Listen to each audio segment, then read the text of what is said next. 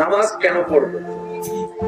এতদিন পড়েছি সওয়াব কামানোর জন্য, জাহান্নাম থেকে বাঁচার জন্য, জান্নাত পাওয়ার জন্য। বলি একটু আওয়াজ দিয়ে বলি। কিন্তু যেদিন থেকে আপনি বলবেন আমি নামাজ পড়ে আমার রবকে খুশি করার জন্য, সেদিন থেকে নামাজের কাইফিয়ত হাকিকতেই পাল্টাই যাবে।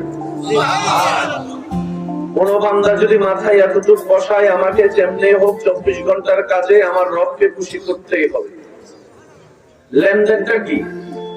আল্লাহ পাক বলে, হে আমার বান্দা, মায়ের পেটে তোকে আমি রেখেছি, যত্ন আমি নিয়েছিলাম। সুবহানাল্লাহ। আপনারা বলতে থাকেন, একটু শুনতে থাকি। বলে, বান্দা, এক ফোঁটা পানি থেকে তোর সারা শরীরের অবয়ব আমি আল্লাহ দিয়েছি। সুবহানাল্লাহ। তোর দেখার জন্য 2টা চোখ লাগবে, আমি আল্লাহ জানি, সেজন্য 2টা চোখ দিয়েছি। একটা যদি নষ্ট হয় আরেকটা দিয়ে যেন চলতে পারিস। সুবহানাল্লাহ। শোনার জন্য কান দিয়েছি 2টা, বলার জন্য জিহ্বা দিয়েছি একটা। বান্দা, তোর জীবনে সারভাইভ করার জন্য যা দরকার আমি আল্লাহ তোর দেহের ভিতর একটা একটা একটা একটা একটা করে ফিট করে দিয়েছি। সুবহানাল্লাহ। যেন তোর দুনিয়াতে কারো সামনে ভিক্ষা করতে না হয়, কারো সামনে যেন মাথা নত করতে না হয় দুনিয়াবি কারণে। আল্লাহ তাআলা বলে, হে আমার বান্দা, তোকে মায়ের পেটে যত্ন আমি নিয়েছিলাম। মায়ের পেট থেকে আসার পরে তোর যে ক্ষুধার যন্ত্রণা, সেটা নিবারণ করার জন্য তোর মায়ের স্তনে দুধ কুদরতি ভাবে আমি আল্লাহ ব্যবস্থা করে দিয়েছিলাম। সুবহানাল্লাহ। ও বান্দা, তোর থেকে আমি বেশি কিছু চাই না।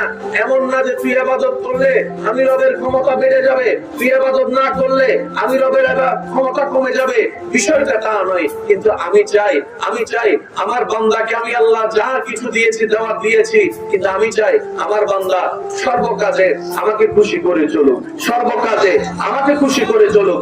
রব বলে, বান্দা, ক্ষুধা লাগলে রিজিকটা আমি দিব, তুই খাবার আগে বিসমিল্লাহ বলে আমাকে একটু স্মরণ করবি, খাবার শেষে আলহামদুলিল্লাহ বলে আমাকে একটু স্মরণ করিস। বান্দারে, তোর দুর্বল শরীরটা ঘুমের দরকার, ঘুমটা আমি এনে দিব, ঘুমটা আমি দান করব। ঘুমের আগে একবার আমাকে স্মরণ করবি, ঘুম থেকে উঠে একবার আমাকে স্মরণ করবি। আমরা বললাম, আল্লাহ তোমার চাও কি, তুমি চাও কি?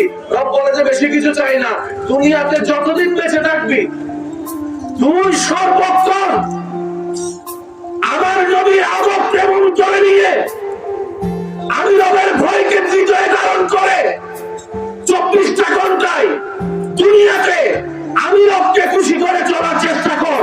যেদিন তুই মরে কবর হয়ে হাসরে আসবি, আমি আল্লাহ হাসরে তোরে খুশি করে দিব।